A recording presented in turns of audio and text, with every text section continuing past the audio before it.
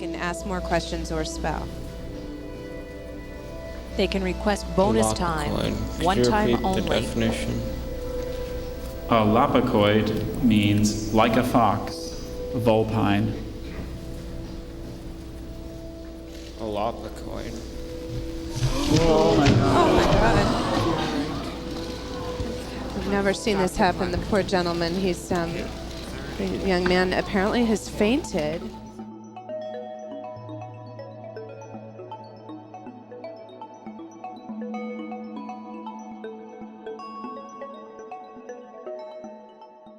What types of people usually struggle with the fear of public speaking? Everybody. Absolutely everybody struggles with the fear of public speaking. It is the most universal fear. I think the greatest part about public speaking is it's a fear, and people they can't necessarily grasp it and say, what is it about public speaking that I'm so fearful of? I missed one word, something like that, and then everything went completely blank. After that, I decided to go out, and I saw my friend with the lyrics, and I took the lyrics and go back on the ice, and I didn't think about the carpet or anything, so I slipped, and that was enough. The day you're not nervous is the day you better get out of the business, because there's a lot at stake. You should be nervous. Gets the adrenaline going. If I, for instance, choose to get up in front of a group of people who are friends and talk to them, that's not a big deal. If that suddenly becomes a group of professional colleagues who are there to hear what I'm saying and find out exactly where I've gone wrong, it becomes a different kind of anxiety that's there, you know? It's true that audience response is a tremendous fuel, a tremendous motivator. Thank you very much. And now for our next speaker, Stanley Glitchner.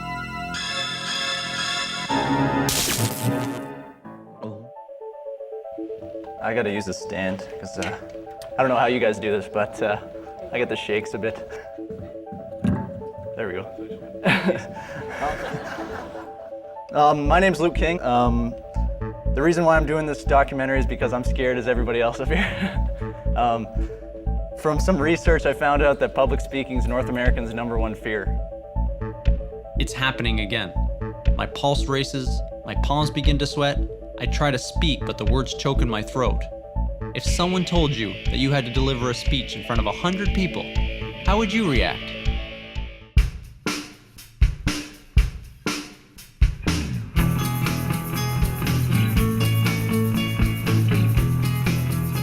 I've been presenting speeches since it was forced against my will in elementary school, and I can honestly say, I hate public speaking.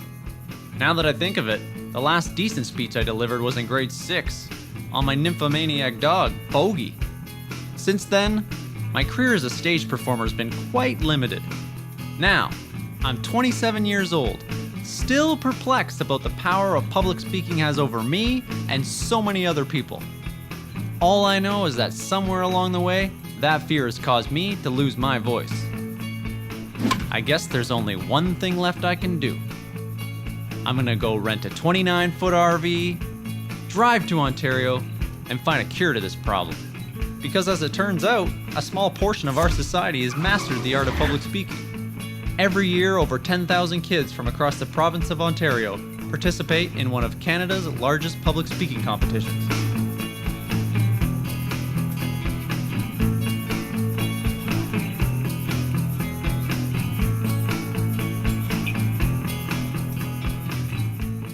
You can tell the ones that are rehearsed, that are just memorize things, and the ones that feel comfortable about it. And the ones that feel comfortable about themselves are the ones that appear here today. My name is Joe, and I am Canadian. Thank you. I hope these competitors have the answers we're looking for. But before I speak with them, I should first find out where this fear came from. One of the first studies to point out this problem was done in 1973. 3,000 Americans were interviewed. 41% of the people listed public speaking as their biggest fear. 19% said death. Since the release of this study, the fear of public speaking has been documented by countless publications and organizations throughout the last 30 years.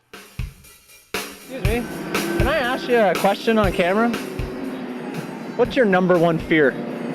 What do you mean? What's your number one fear? What are you afraid of? Anything bother you out there?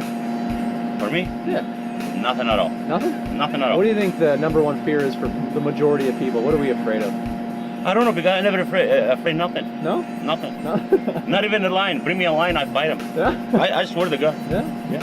Why do you think public speaking is people's number one fear? I guess because you're put on the spot and like right now. When did we start becoming so afraid? Where does this fear come from? Professor Greaves and Dr. Benson are linguists at York University. They specialize in historical language development. Their theory indicates where the fear comes from. Making language in the very early stages with a baby, is very dependent on the mother reacting. If the mother isn't there and doesn't react, maybe it's not going to make language speaking. Maybe that's what public speaking is.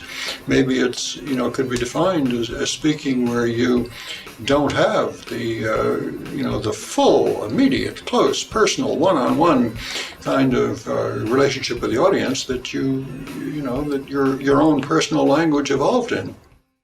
It's almost like there's something bad around the corner, and the body is getting ready, an alerting response to deal with that when there really isn't anything around the corner that's going to hurt.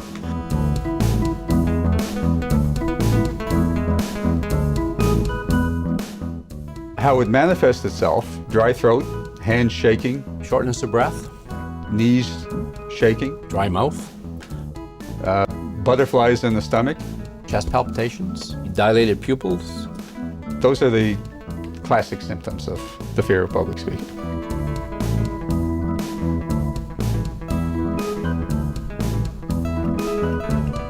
When I first began researching the problem, I was overwhelmed on how much information was out there on the topic.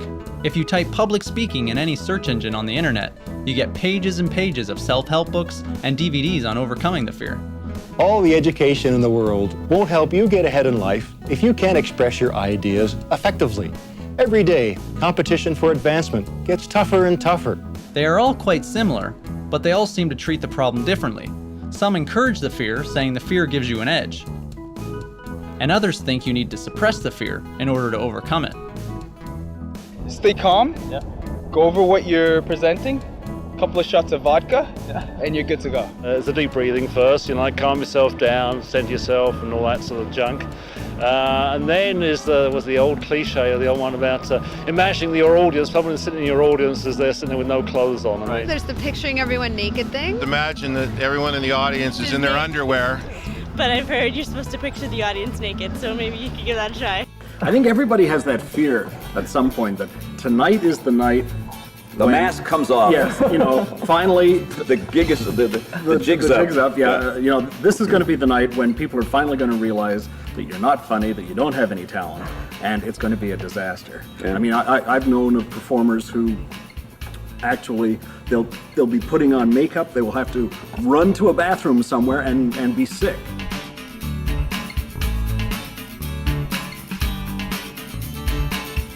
And then one way or another, they're screaming, "Hold the curtain, I'm not ready," and stage managers are trying to pull them out, and then everything's fine. Yeah. But I know half a dozen performers like that, and not all female, men too. If you ask them why they do it, they say, "I love it." Yeah, that's right. Yeah. Because I love it.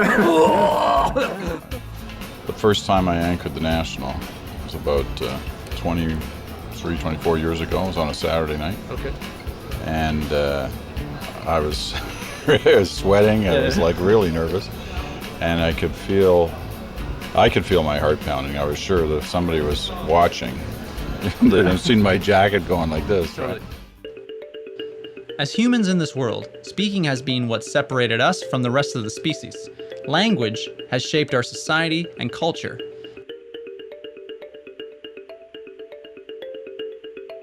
To think it took thousands of years to develop language, only to become so self-conscious that we can't even get up and deliver a speech.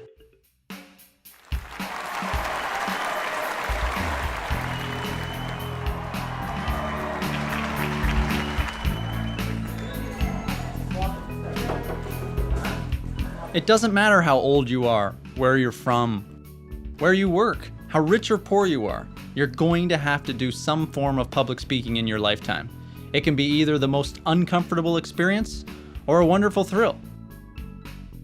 But how do you make it a wonderful thrill? What is the secret?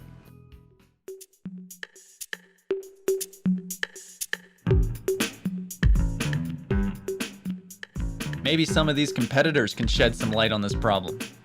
What's your name? Alex. Caitlin Hodden. Where are you from? St. Joseph Island. My name is Zachary Setnick. Toronto, Ontario. Kevin Boxar. Where are you from? Pembroke. Katie Rouse.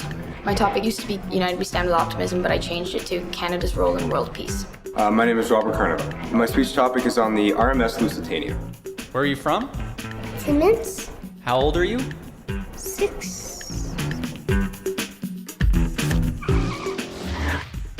Rolling into Toronto is where I find my first competitor, Zach.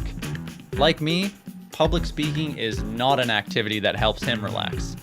But like the other competitors, he finds a way to make it work for him. So tell us a little bit about how you came up with your topic. Well, I came up with my topic. My mom told me that I should write something that I know. So I chose my baby brother Simon. My story is about my baby brother Simon. The first thing that he did when he turned 2 was that he changed our names. My brother and I were no longer called Spencer and Zachary. Suddenly, we became Bubba and Aki. Soon my parents started to call us Bubba and Aki. And before you knew it, we were calling each other Bubba and Aki. Oh, I think I know what it is. Did you introduce your brother? I think it's on my desk. Oh yeah, this is Simon. I actually he's what my speech is about. Simon, the little troublemaker, right over here. Troublemaker. And he likes being in the spotlight. Yeah. A lot. He also likes to mimic people. And if you don't think that's scary, think again. He watched my dad feed the frogs in my aquarium, and one day he decided to try it himself. So he took out the long plastic feeding tube, but instead of nudging the frogs nicely with it, he beat them over the heads with it. How does he practice? Does he have to practice all the time, or do you guys help him practice? Or? We've drilled him. He's practiced in front of the mirror. He also, Zlanko has set up video cameras. So he could see what and he a looks playback monitor. And we've taped him and played him and back. he was horrified at that. So he adjusted the way he'd look. He said, "Ooh, is that what worked, I sound like?" Yeah, that worked well. It worked really well. If any of you get grossed out easily, you should probably plug your ears for this next part. Simon licks almost everything. So whenever I take out my toothbrush, or a fork from the drawer, I never know if Simon's got into it first. I don't So why do you participate in these public speaking competitions? Just love being on stage, or? Well, I'm scared, actually. I'm really, really scared of getting on stage. But I participated in because it's pretty fun. And, you get to hear everybody else's speeches, even the grade 6s and 7s and stuff like that. And they all sound very, very interesting. And you can learn just a little bit from that. He actually hates it. He gets very, very nervous, and he has a really hard time with it. I think he participates probably partially because of the cash rewards that are associated with participation. But also, I think, because of the peer acclaim that he gets at school. So his name is announced over the loudspeaker, and he gets some recognition for the participation. He acts very strange the night before. Oh, yeah? Well, it definitely changes his personality, because he's a pretty pleasant kid, and the evening before, we take a lot of grief from him because he's quite emotional. Yeah. And the morning of, he feels sick to his stomach, I know, and typically when he's waiting to do his speech, I can hear almost his throat clicking because his mouth is so dry that he has no spit left. I click on here for speed on this office of the computer. Yeah, so we keep him very distracted before. About 30 minutes before. My dad and another one of my relatives come with me, and they walk, and I get a treat, and then I come back, and then I feel all calm. You get a treat? Mm-hmm. Like what? What do you mean a treat? Just cookies or The something. cookies, that calms you down.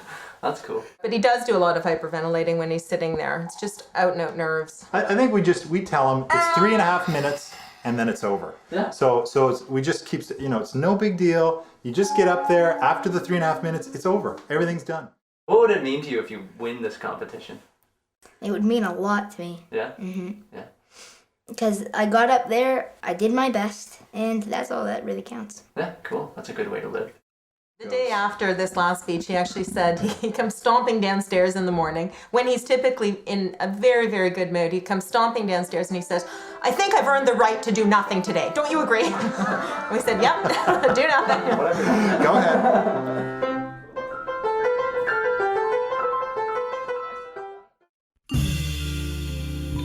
I wonder if there's a quick fix to this problem. This may seem a little experimental, but I think it's time we seek out some alternative help. Jeff West is a practicing hypnotherapist. He's helped others alleviate the anxiety of public speaking through the art of hypnosis. Maybe he can help me. See yourself excited, wanting to give public speeches. 7, coming into awareness of your body now. 8, feeling like fresh, cool spring water being poured over your eyes and your body, coming back fully refreshed and fully alert on 10. Eyes open, wide awake, fully alert, fully aware, feeling great. Well, hypnotherapy isn't for me. I think what I need is a little bit more of a hands-on approach. Maybe Joanne Hill, who is a life coach and a motivational speaker, can shed some light on this problem. People who come to see me on a one-to-one session in my office come when they want to affect change in their lives, when they're feeling stuck. When therapy is not what they need, they've either been through therapy or they are dealing with issues that are very present-based and future-oriented.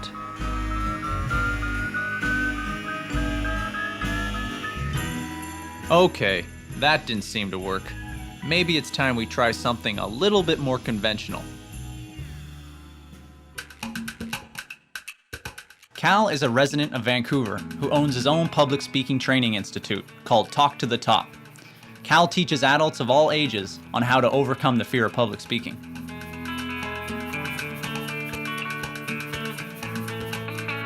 So I think the best way to start this today is have you go run through it. Yeah. Once you have your notes. Yeah. Are you comfortable doing it without your notes? Not so much. Speaking in front of a crowd, that's what we're all afraid of. It's not like people are walking through the streets ready to pounce on the next person that asks to give them a speech. I'm lost.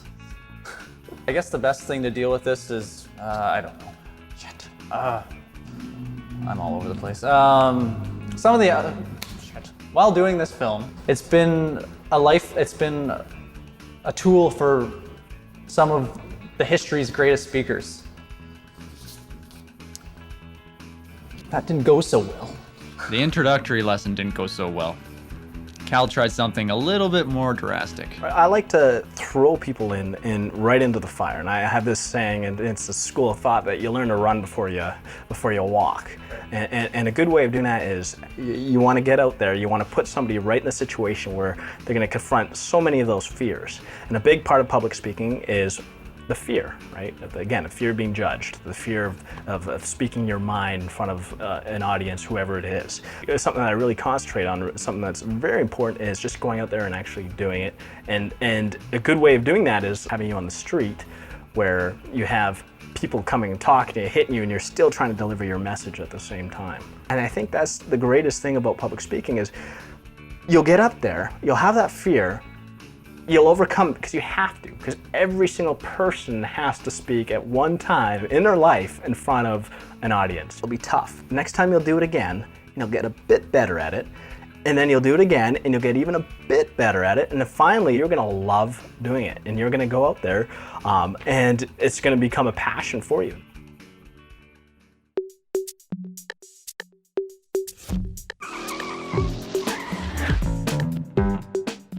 At 6 years old, Alex is our youngest competitor. His speech is delivered entirely in French, and he is anything but shy.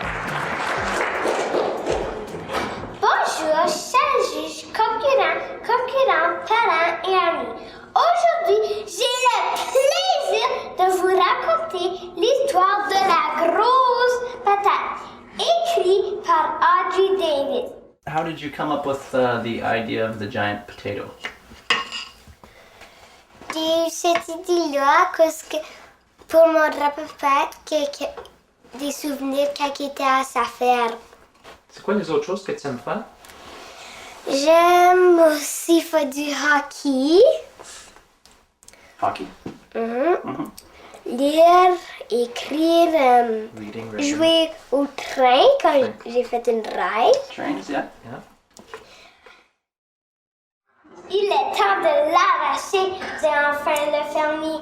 Il s'arrête à la patate et il tire.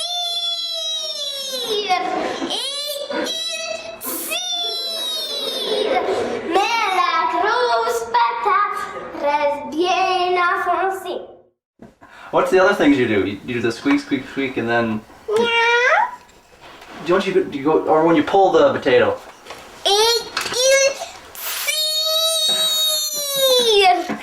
How do you practice? Do you practice a lot, or? J'ai pratiqué juste 2 soirs, puis ensuite j'ai dit le dimanche, ok maman, je suis prêt. J'ai tout raconté avec l'expression, sans faute, tout comme ça, boum. We try not to practice him too much because we found that the more he practices, the faster he'll speak. So we just practice basically a day or two before the competition, and I also teach at a high school level, so I bring him there and he practices in front of different classes. Le fermier appelle donc sa femme. Oh oui, ma femme, oh oui! La femme s'agrippe au fermier. Le fermier s'agrippe à la patate. Et il tire!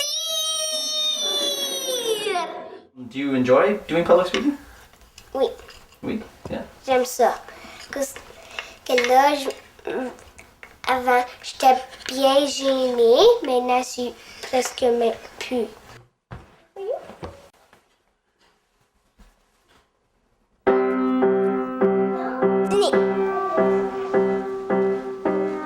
Vous voulez aller en bas ou en haut? Want to go upstairs again? Yeah. Sure. Downstairs is a double room. What's up with that?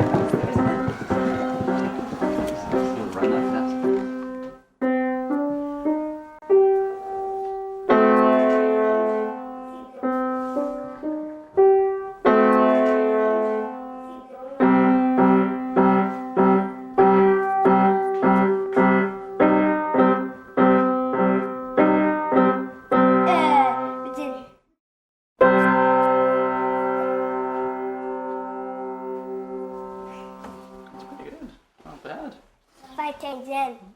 Do you think it's important for kids to get involved with public speaking? I think it's important for kids to get involved in something, and we've discovered with our 4 kids that eventually they're going to find something they click with and that they like and that they attach to, you know. And you can have kids try guitar and piano and soccer and whatnot and not like it, and all of a sudden they'll like cross-country running, Renee? And they'll catch on something. So as long as they're engaged in something and not just watching TV and playing on computer games, I think that's really the key. And I don't think it's natural for everyone. I think there might be a little component there of being born with that ability as part of your personality. Because a lot of people are very good with one-on-one interpersonal relationships. And for them, it's very unnatural to speak in front of a large group. And we've all seen these people who are great in front of large groups, but have difficulty, relating on a personal basis. So I think it really forms part of your personality. Quelle patate, dit le fermier. Quelle grosse patate, dit la femme. Quelle grosse patate, sale, dit la fille. Il lave toute la patate et se lance aussitôt dans la popote de patate.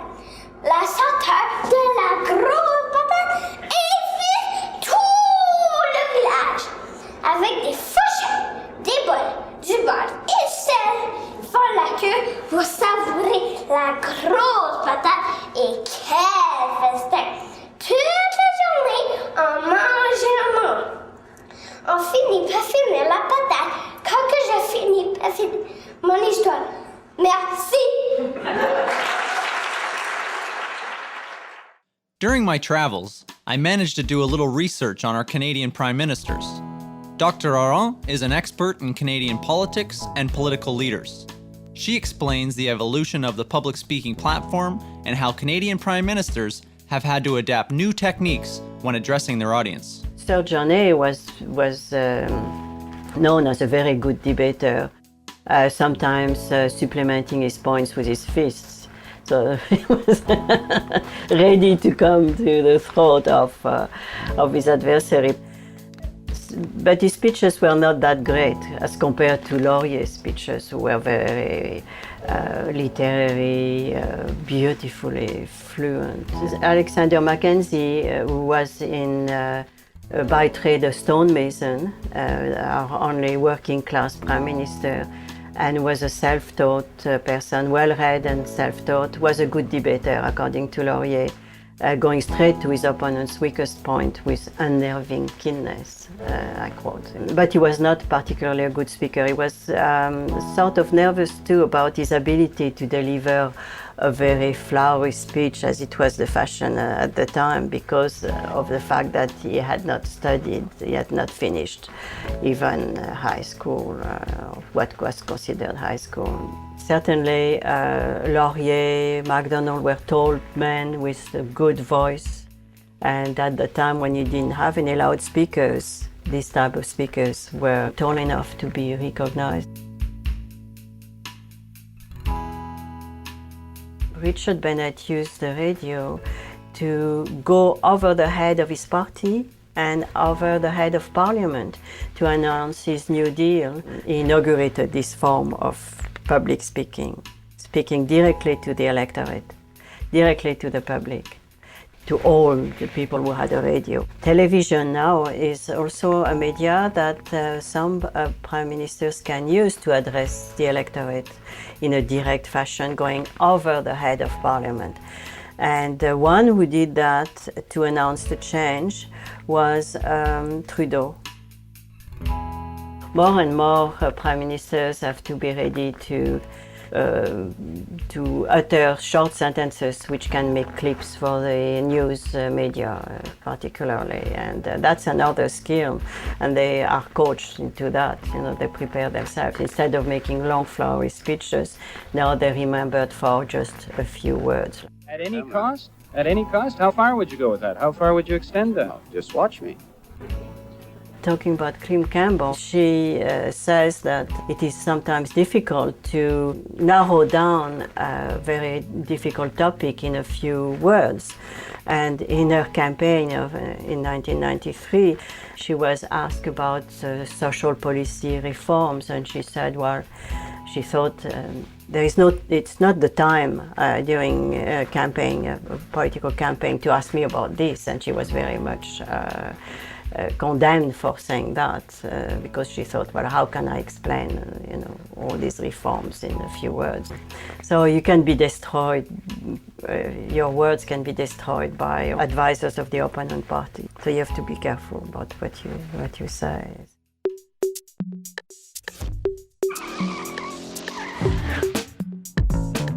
Katie is highly intrigued by all things political. Her speech challenges the Canadian government to play a larger role in world politics. Good afternoon, honorable judges, Canadian Legion members, parents, and fellow contestants. I think it is most essential that the message Canada sends out to the rest of the world is, united we stand with optimism. It's called United We Stand with Optimism, and I guess it's because I'm really interested in world issues and politics and things like that, and I think that the Canadian government sometimes sits on the fence when they should get more involved, and we as people, Canadians and even people in the Western Hemisphere, tend to sit on the fence. So I guess I just wanted to tell people about that and my feelings on it and my opinions. I think she's probably picked it up just talking in the family. We are probably a little bit political and always have been. It's one of those things that we've always sat around the dinner table. We've always talked about any topic. I like politics.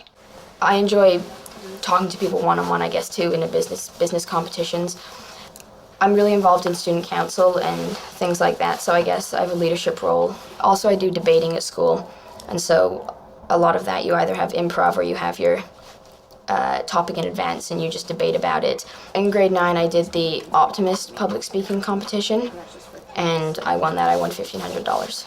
Plaque for winning first in grade 9, I think. You do a lot of stuff. Yeah, this is the DECA Provincials where I got 3rd that goes to California. Edmund Burke once wrote, "The only thing necessary for evil to triumph is for good men to do nothing. Perhaps it is time for all good men to come to the aid of the party." I look at the situation with eyes and mind, not tainted with personal memories of loss of life, albeit I have read my history books. She's, I suppose she's feisty in a lot of ways. Yeah. She's got a lot of spirit, and certainly she's, although sometimes I see the nervous side to her, probably about only a few seconds before, she goes quite tense, and I can see that she's going over the speech in her mind. And she's vacant, she's gone, she's in a different world, but it's only for a few seconds, and once she gets that call, then I can feel the confidence grow straight away, so that when she's walking up towards the stage, I can feel the confidence inside her.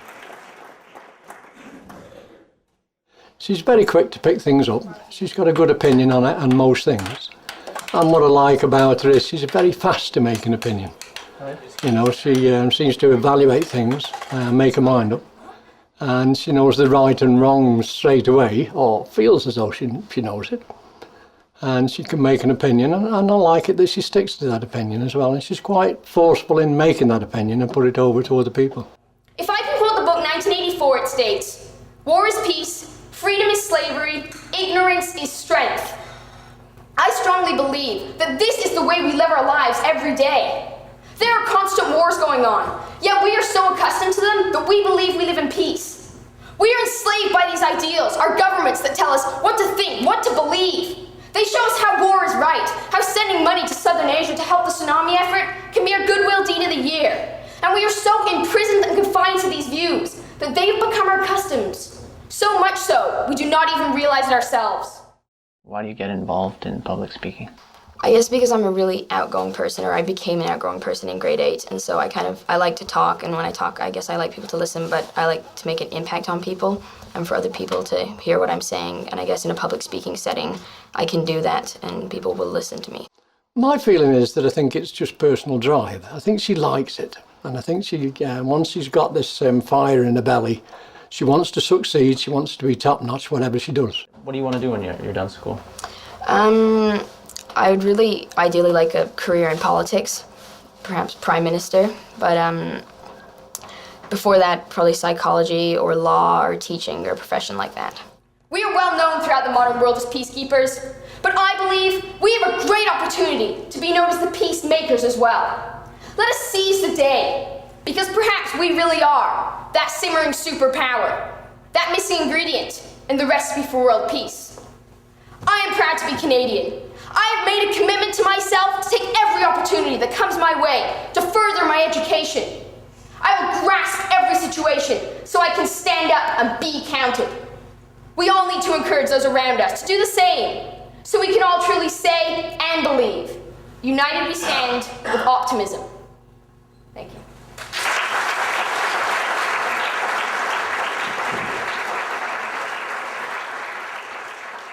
Sasha is a respected Yugoslavian theater director at York University. Through first-hand experience, he explains how political figures motivate and manipulate their audience. I was a witness of how speeches and how politically inflammatory speeches can have phenomenal power and a phenomenal impact actually on masses, right? And that's one of the hardest things and probably one of the biggest disappointments with the West is that when you see that kind of rhetoric can still have the same impact, and you leave one country thinking that you've left that kind of political manipulation, political exposure to idiocy, constant idiocy behind you, and then you realize that you haven't actually, that there's idiots everywhere, and unfortunately in very high places.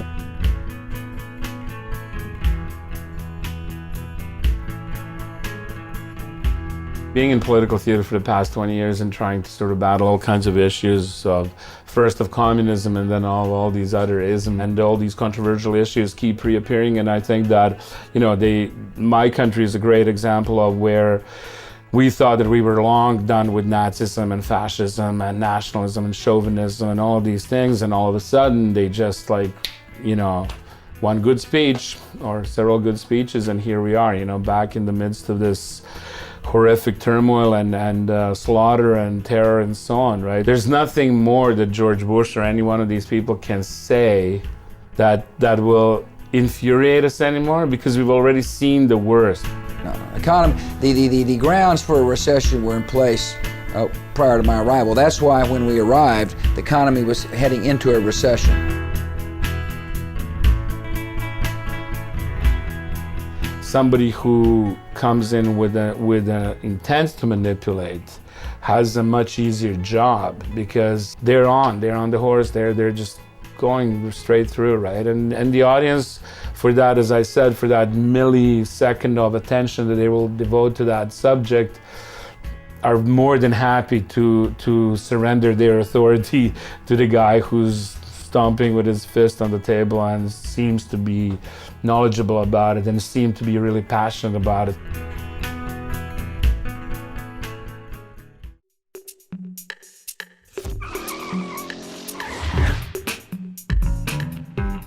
Robert appears to be a natural-born leader. Being the only returning champion, he has more stage presence than the average Canadian politician. We've all heard of the great tragedy surrounding the Titanic, but few have heard of the horrific details of the sinking of the Lusitania. Built in 1906, was advertised as the Queen of the Seas with a capacity of over 2,000. She was considered the fastest ship on the Atlantic run, and, like the Titanic, was declared to be virtually unsinkable. What's the process of choosing your topic? How did you choose this one? What I did was I watched the History Channel. I get a lot of my topics from the History Channel because I like doing dramatic history stories, basically, even more stories. But 12 nations had rallied to the United Nations banner. High on the list was Canada, which organized a special brigade of crack troops for duty wherever they might be sent by the United Nations. Thousands left for state. I look at the History Channel and basically books, and if I see something interesting, I say that's something that I want to do, and I research it more, and then write a speech. Warning! In accordance with formal notice given by the Imperial German government, vessels flying the flag of Great Britain or any of her allies are liable to destruction, and passengers sailing in war zones on ships of Great Britain do so at their own risk. Had people paid attention to this ad in the New York Times, 1,198 lives would have been spared. Writing my speeches here, parents will be doing research here, I'll be doing research here and typing it out at the same time. And oh, Rob, this is a good point, and they'll email it to me, and I'll look at it, and then put it on there if I want. Yeah, exactly. Yeah. Yeah. Sometimes we're in totally different areas, when we're, even though we're right next to each other. He's 16, but he's getting into things that usually young adults, older adults get into, and things fascinate him, and it's pretty interesting. He acts a lot for a local community theater. He just directed his first show, too. He's the youngest person to direct a one-act play at Theatre Windsor. And magic. I do a lot of street magic. I got 4 cards here. 1, 2, 3. 3 and 4. If he's into chess, he'll be into chess 24/7. And then once it's out of his system, then he moves on. And he'll watch a documentary on PBS and something will catch him, and then he'll go upstairs, he'll research it, and he'll research it, then he'll go to chapters, he'll have to get the books, read the books, and then that's it, 24/7, and then as soon as it's done, goes on to the next subject. He doesn't like to practice a lot. He loves to go in and kind of have that edge, and he doesn't like to be very, very prepared, but I make him, I pretty well, when he goes to bed every other day, I'll say, okay, you got to say your speech, and he says it really, really fast. He doesn't say it the way he would do it. He just goes through it and gets it done, and he knows that he knows it, and that's it. On Saturday, May 1st, 1915, the Lusitania left New York en route to Liverpool, England, for the final time. Passengers were reminded that a state of war existed between Great Britain and Germany, and that all ships sailing under the flag of Great Britain were at risk of being attacked. Most people ignored this threat, as the Lusitania was considered to be an American vessel, and as America was not at war, they would be safe. Captain Turner of the Lusitania was quoted as saying, "No one would dare attack the Lusitania." He was wrong. Why do you think he participates? Just loves public speaking? Or? I think he's got a competitive spirit. Yeah. I really do. Especially things that he can do well. He just, I'm gonna go do this. I think I can do this, and I think that competitive spirit keeps him going. How fast could you beat me, you think? Oh, it depends, but I don't know. Well, we're about to find out. Yeah, we're about to find out. Looks like public speaking isn't the only thing he's good at. 90 seconds is all it took for Robert to beat me at chess. Oh, Lord, didn't see that one coming. And let's check me. There we go. It is, son of a... Yeah, there we go. Begin. All right. There we go. The Lusitania sank in less than 18 minutes. It sank bow first, with its stern almost perpendicular to the water, just as the Titanic had done some 3 years earlier. The attack on the Lusitania contributed to the rise in American sentiment for the entry of the United States into World War I, with recruitment posters 2 years later urging potential enlistees to remember the Lusitania. Thank you.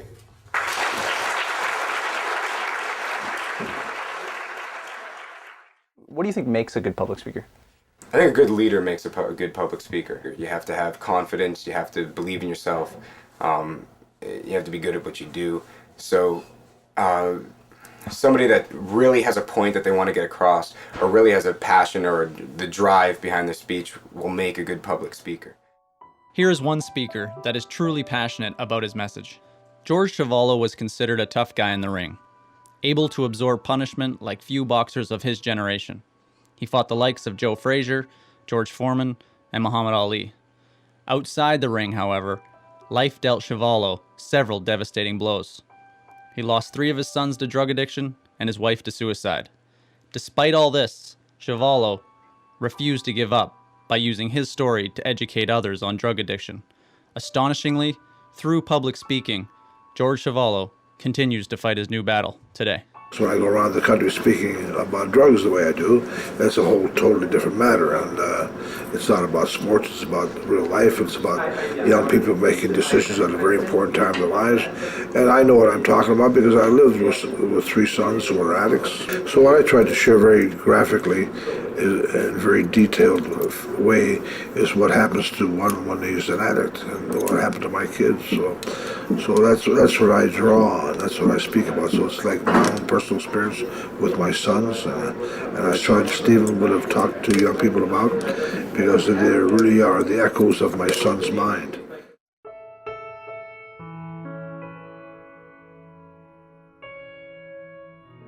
When I speak to young people, my agenda is preventive medicine, better never to get started in the first place.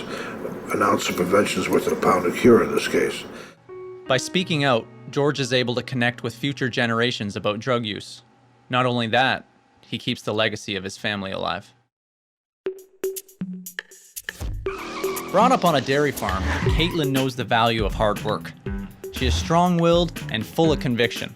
Her speech explores the controversy on abortion and makes an argument in favor of the pro-life stance. No one ever talks about it being a child. The counselor said it was just tissue or something. Why should I have to give up the rest of my life because of something someone else did? That's not fair. Abortion's legal anyway. If it's legal, it's got to be okay. Doesn't it? How did you come up with this topic? It was something I had written for class, and we had to write about an issue that was something that was controversial. And abortion is something I feel strongly about, so I went with that. What really sort of made Caitlin stand out for me was I sensed with Caitlin that she had a very firm sense of her faith.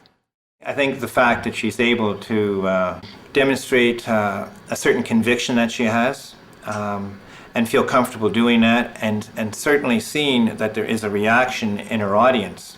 She was saying at one point how some people were reduced to tears when they listened to her speech.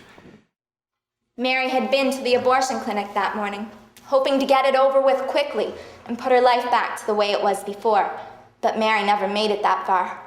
Lining up in front of the clinic had been a dozen or so pro-life demonstrators, and as soon as she began heading up the sidewalk, a brown-haired woman had begun talking to her and handed her papers and pamphlets, which Mary was looking at now. She was about to throw them in the garbage can when a glossy title caught her eye. How the unborn differs from the newborn, it proclaimed. Curiosity piqued, she began to read. She was involved in this kind of a thing a little bit before. With the youth group and with, I mean, she's written letters to our MP before and basically got nothing for a response, but. What makes it kind of interesting is that Caitlin is not a student who will stand out in a classroom as someone who is sort of flamboyant or boisterous.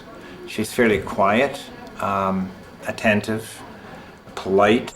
Like I said, last year when I saw her on stage, I was just in shock. I couldn't believe it was the same girl because she's normally, like Mr. George said, very quiet. She, I would say, has a spirit of adventure. She likes to experience new things, go new places. She's very strong-willed, always has been, right from day one. We thought it would be a problem, but she's channeling it in the right direction, so we're proud of her.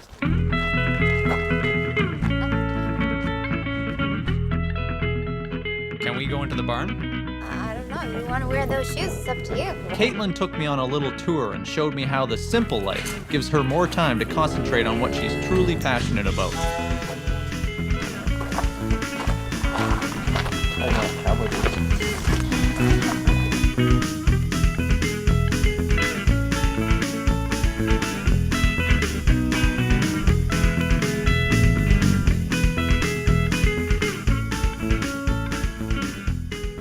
To give up the rest of my life raising a child. I have dreams, goals, and ambitions. Mary gathered the papers and pamphlets, and once again headed for the garbage can. But this time, it was not words, but a picture that stopped her. A tiny baby, perfectly formed, translucent skin. Her gaze moved down the small body, and she could see every detail, from the back of its head to its tiny, perfectly formed little feet. It was every inch a human, only in miniature form. She looked at the heading labeled 2.5 months and caught her breath. That's what her baby looked like. If you feel strongly about something, it's easier to go up there because you're not really worried about what people are thinking about you, because this is what you feel, this is what you believe, and you want people to know it, so you don't really care if they think you're dumb or whatever, because you just want them to know what you think and think about it. It's true. If you're not focused on what the audience is thinking, then you're probably going to be more focused on your speech.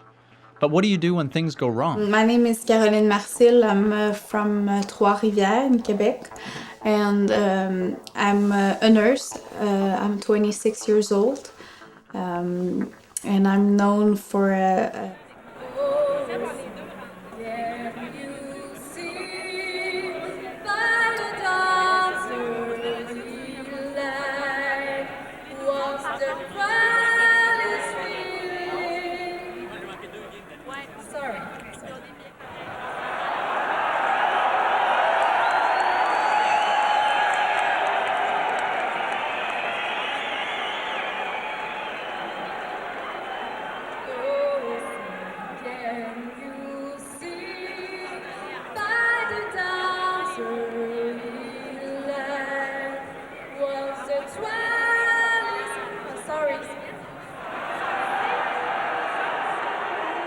I forgot one word, I missed one word, something like that, and then everything went completely blank.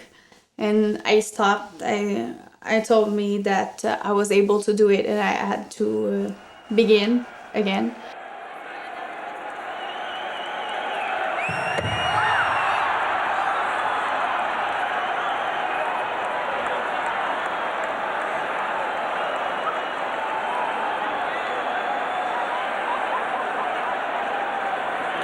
Eh bien, là-dessus, bon match, mesdames, messieurs. I didn't know it was going to be on TV, so when I woke up, I opened my TV because I was going to work, and the first news of the day was that. D'être vu, entendu par des millions de personnes. Et qui sait, c'est peut-être le début d'une nouvelle carrière. Alexandra Paré, TQS, Québec. I called my dad, I was screaming, oh my God, I'm on TV, and I didn't want it to go working, but he said to me, go dress yourself, go work, you have to keep going, and that's what I did. Wow. And then so what happened after that? Like all these opportunities came along? Yeah. During my work, I had to stop because it was too much for me, and I called my dad, and my dad told me that he was on the phone with Good Morning America. They want me to go in New York and sing the American anthem again, just to prove that I can do it. Oh, say, can you see by the dawn's early light what so proudly we held at the twilight last gleaming? Oh, the land of the free and the home of the brave.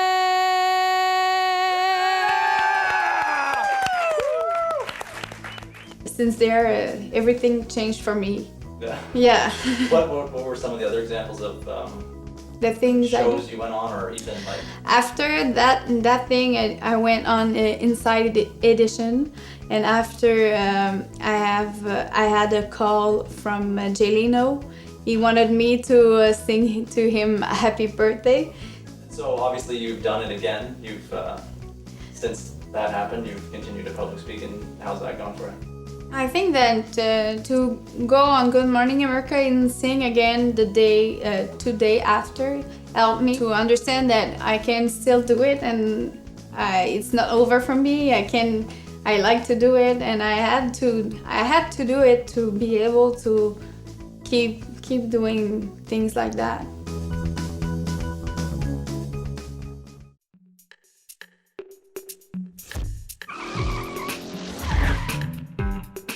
Kevin is a well-rounded student with high hopes of becoming a doctor. Kevin delivers a lighthearted speech about the frustrations of learning to drive. Do you do any trick to ease the pain, or? I sort of get pumped up, I guess. Same with like if you're doing a sport, you get all pumped up and ready to go before you go out and compete. It's the same with public speaking. That's my sort of way to deal with nerves. Yeah. Be afraid. Be very, very afraid. Why, you ask? No, it's not a plan for global domination. It's the next best thing. I have my driver's license. Does public speaking bother you at all, or? Well, like you still get jitters before you do it, but you know, it's fun now, I guess. Like to get butterflies in your stomach, like, and have the crowd laughing along with you when you have a funny speech. Being a new driver, one thing that strikes me as being odd is the different set of rules that applies to elderly drivers. For example, has anyone ever noticed that once you pass a certain age, you can use your turn signals to pull out of your driveway, but then just leave them on for future use? It's almost as if they know they'll be making a left-hand turn sometime during their trip, so they just leave their left-hand turn signal on in anticipation. Kevin loves to compete. He really enjoys the spirit of competition, honestly, and has competed ever since he was little. And as we were talking before, in terms of the speech contest, he's competed since he was in grade 1. Some of them are public speaking, like this one here. That's for going to provincials. Cool. How'd you do in that one? Runner up. Nice. I think he looks upon it as a challenge, and he always grumbles back in November, December, that there's so much to do and he has so much on his plate. And then always in January, he sits down and writes his speech, and from there on in, we never hear another word. Like, he just enjoys competing. To this day, I still remember my first driving lesson with my mother. Oh yes, in the summertime, Kevin was in the process of learning how to drive, and he had a friend in the back, and he wanted to say, I can drive now, and so he got in the car and we drove to Petawawa, and right in the middle of the road, he stole the car, and it was traffic coming this way and traffic coming that way, and some was laughing and I was laughing and he was angry and getting more and more frustrated, and the car in front of us said, go ahead, like, just keep going. And Kevin got into the parking lot, didn't even get to the parking spot. I said, I'm giving up. I said, get over to this parking spot and park this car. So that's what happened there. But yeah, that probably initiated the whole thing, the idea of driving. What's it like the few minutes before you go on stage? That's the worst part. Like, waiting for the chairperson to call your name.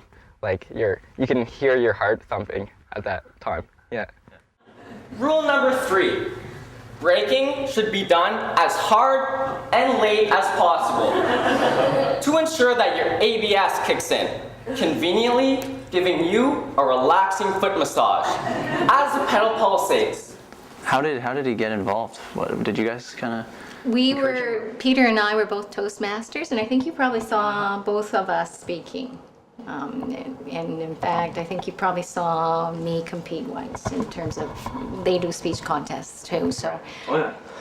Oh yeah, okay. So that's probably what started most of it. And then Peter's job involves a lot of speaking as well as mine. You don't know any physical tricks or anything like that, eh? Physical tricks? Yeah, like, I don't know,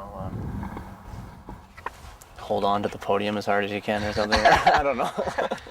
I always wear lip chap before I go on the stage. Just because. That's good. Does it calm you down or something? Actually, it's just so, like, when you're speaking, your lips and mouth get really, really dry, so right before I'll take a swig of water and put lip chap on just so my lips don't get cracked. That's good. And finally, the golden rule. The goal of every driver is to get there first, by whatever means necessary. Ladies and gentlemen, as long as you can remember these rules, you'll do fine out there.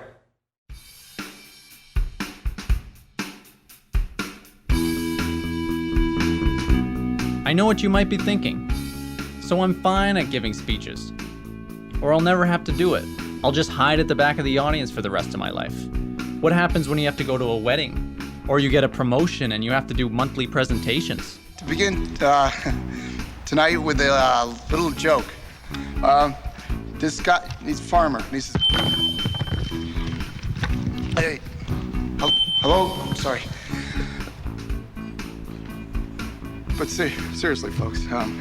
What are you gonna do then? Doctor says, the chicken says, the chicken. There is an organization that is dedicated to helping people overcome the fear of public speaking, as well as sharpening the skills of more seasoned speakers. That organization is called Toastmasters. Toastmasters has helped me in everything I do. Helped me change what I do for a living, helped me increase my income, helps me with my relationship with my wife, and it gives me the ability to now stand up and play with an audience. Toastmasters was founded in 1924 at a YMCA. The idea was to create a venue where people could come train in the art of public speaking. It is a non-profit organization that has over 10,000 clubs in over 91 countries. The way it works is, you go to a meeting that lasts about an hour, and give a speech in front of 20 to 30 people, depending on the size of the club. Your performance is then judged by your fellow Toastmasters. Luke King. Luke.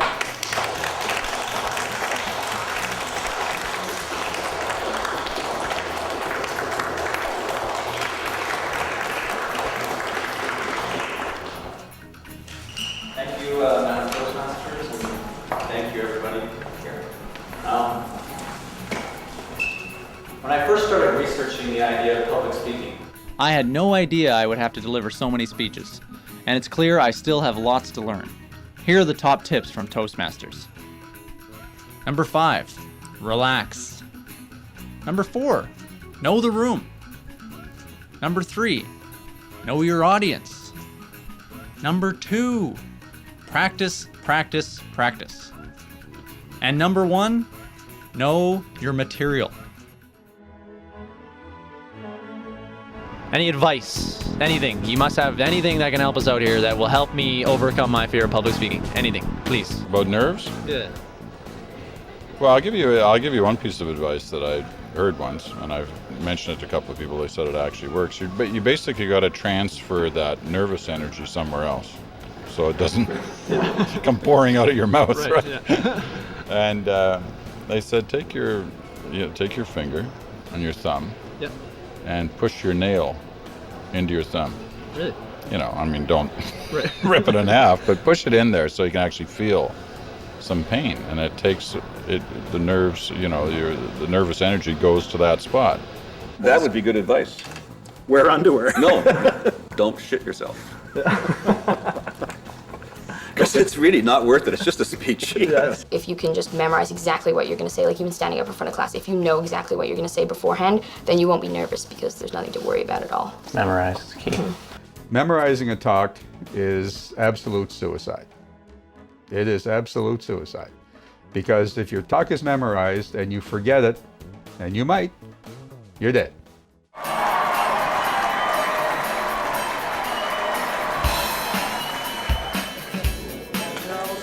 On the first weekend of May, 16 finalists present their final speeches. By the end of the day, only 4 winners are declared, 1 from each age category. And how do you feel right now? I'm feeling a little nervous, a little scared. I think I saw Robert last night. He looks pretty intense. We'll see.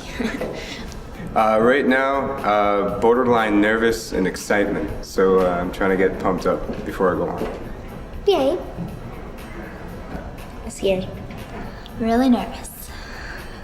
A little bit nervous, but pretty calm. You know, cool. The first category is from grades 1 to 3. I announced that I would like to be a cheerleader when I grow up. At first, my mom looked shocked and a little embarrassed. All he had to ever say was money. And my brother and I had to hand over whatever we were playing with. I hate public speaking! Le chien s'agrippe à la fille s'agrippe à la femme s'agrippe au le fermier s'agrippe à la patate, et il tire! And the winner is Alex.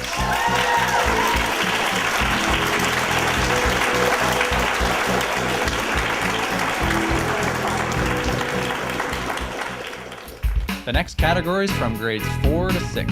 In the 16th century, ladies used to use white lead face powder to make them look pretty. But after about 4 years, the poison ruined their skin and gave them blood poisoning. The ladies, who had no clue whatsoever, used extra powder to hide the damage. Although most kids are great at imagining, it seems to me that most adults are not. But if they searched around in their brains, I'm sure they would find a rusty and dusty imagination. Remember that your body is your own, no matter what shape, size, or color. You must know your enemy before you go to war. This is my enemy, pediculosis, also known as head lice. And the winner is Yasmin.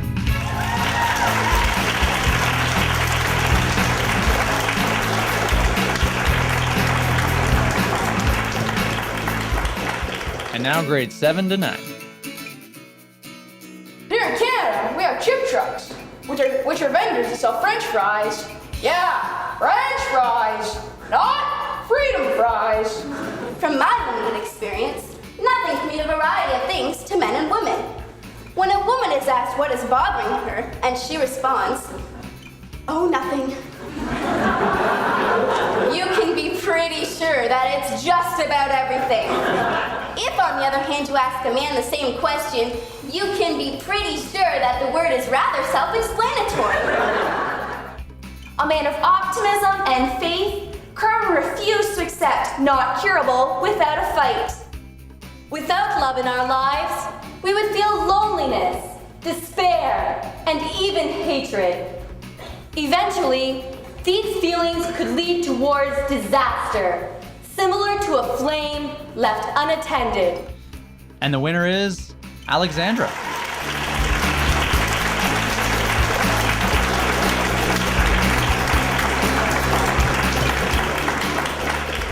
And finally, grades 10 to 12.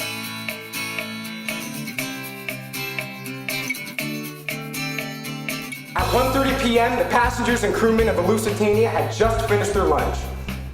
9 minutes later, 18-year-old lookout Leslie Morton saw a burst of bubbles about 500 meters away. Morton grabbed his megaphone and shouted to the bridge, "Torpedoes coming on the starboard side!" The officers did not hear it. If abortions were more difficult to get, an almost countless number of lives would be saved. There are so many couples that want children and can't have them. And if abortions were more restricted, these couples would be able to become parents. I can understand people's feelings where personal loss has taken place, and I do not want it to happen to my family now or at any time in the future. Rule number 1. Never ever come to a complete stop at a stop sign. No one expects it, and it will inevitably result in you being rear-ended by another vehicle. However, if you want your insurance company to pay for a new bumper, by all means, come to a complete stop at all stop signs. And finally, in the grades 10 to 12, the winner is Kevin.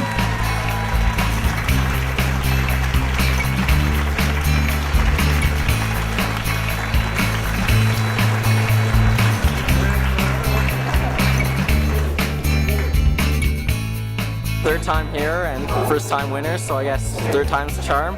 Felt fun to be up there too. Like, it was enjoyable. I have been very fortunate to have had the opportunity to speak with and listen to all 16 competitors' speeches. Their speeches were educational, inspirational, and some of them were even pretty funny. It is unfortunate that the majority of Canadians will never get a chance to witness these competitions, due to the fact that normally journalists are restricted from filming this event. In the past 50 years, we were the first film crew to be given this opportunity.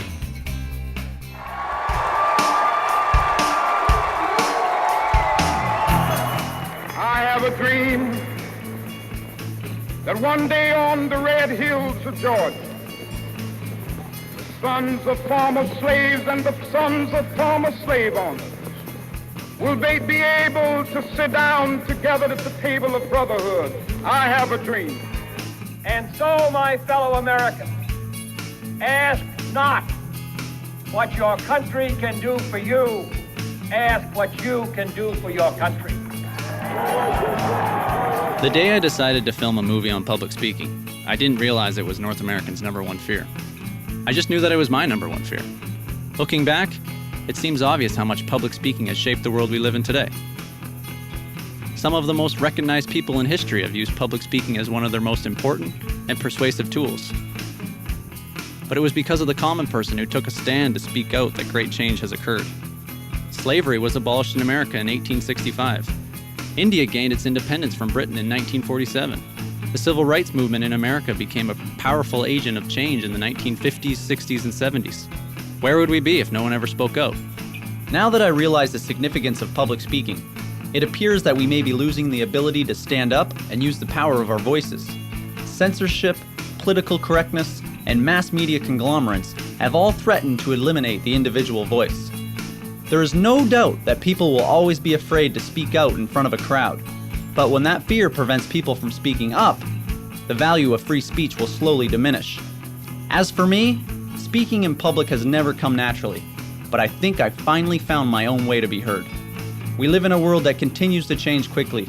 If you want to be a part of these changes, you better learn to speak up and just say it. I've never seen this happen. The poor gentleman who's, the young man apparently has fainted on stage. I think he's okay, but they did stop the clock. ALOPECOID,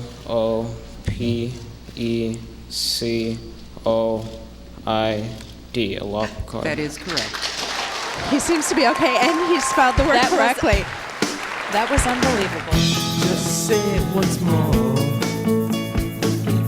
like you did before. Just say it once more.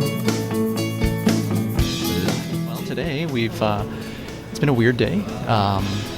We got in a car accident on the way to Toronto, and then we ran around Toronto freaking out a bit about finances, and then we started to do some streeters, which started to work out. And then we saw a bus that said CBC on it. Somehow our producer hijacked that bus, which I don't know really how I got on it, but got on the bus. And now we're at CBC. We snuck into CBC with a high school group. I don't know if that was the right thing to do. And fell into Peter Mansbridge, did an interview with him, and now we're trying to find George Chuvalo. You want to find out how to overcome the fear of... Do you have a fear of public speaking? Oh yeah. I don't like doing it, no. But you do it? Well, I have to, yeah, so. That's the answer. It's forced upon me, but... You gotta do it, you gotta do it. Yeah. So, While making this film, I interviewed a lot of Canadian professionals on this topic, including CBC's Peter Mansbridge, the cast of the Royal Canadian Air Farce, and 16 kids from Ontario's provincial speech competition. All these people had one thing in common. They all struggled with the fear of public speaking. Who do you guys think the most influential speaker is or was of all time?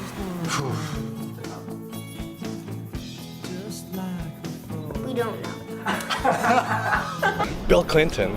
I did not have sexual relations. and people bought that, right? And they still love him even though he lied to their face. So. Like Cicero or Horatio, I hear were pretty good. And Mark Antony has a good reputation. And that Jesus guy could apparently motivate a crowd. Mr. Martin! Mr. Martin!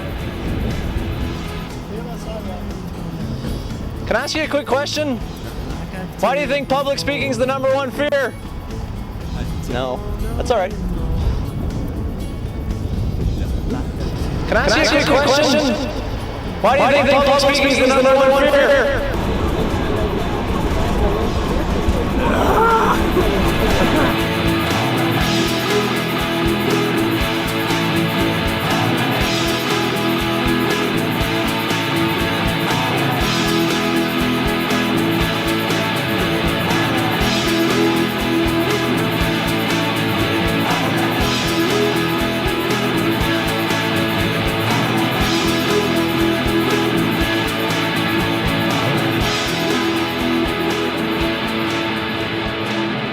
Don't even think of anyone being there. It's just, you just say it, and then you're done.